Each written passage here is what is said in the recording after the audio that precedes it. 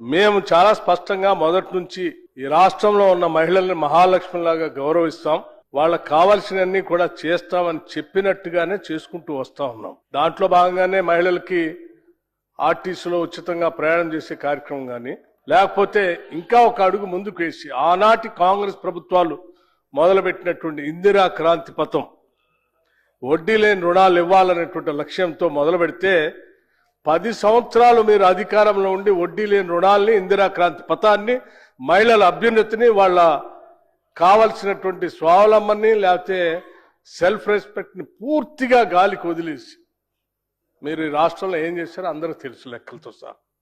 మేము వచ్చిన తర్వాత మా ముఖ్యమంత్రి గారు కానీ ఈ ప్రభుత్వం కానీ ఒక మాట చాలా స్పష్టంగా చెప్పాం. ఈ రాష్ట్రంలో ఉన్నటువంటి మహిళలు మన కుటుంబ ఆధారంగా ఉండేటువంటి ఈ సమాజంలో, రాష్ట్రంలో మహిళలందరికీ బాధ్యత ఆర్థికంగా నిలదొక్కుంటే ఆ కుటుంబం బాగుపడుతుంది, ఆ కుటుంబంలో ఉన్న పిల్లలను చదివిస్తారు, ఆ కుటుంబంలో ఉన్నటువంటి ఇతర సమస్యలపైన కూడా వాళ్ళు పోరాటం చేసి వచ్చినటువంటి ఆదాయాన్ని ఉపయోగించుకుంటారు.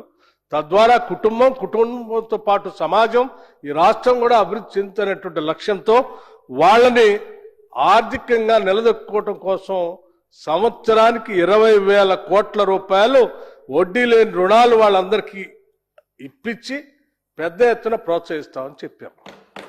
5 సంవత్సరాలు లెక్కగట్టి 1,00,000 కోట్ల రూపాయలని వడ్డీ లేని రుణాలను మహిళలకు ఇప్పించేటువంటి కార్యక్రమాన్ని తీసుకొని ముందుకు పోతామని చెప్పాం. ఇప్పటికే రాష్ట్రంలో సంవత్సరానికి 20,000 కోట్లు అంటే 2 సంవత్సరాలు అయింది అధ్యక్ష.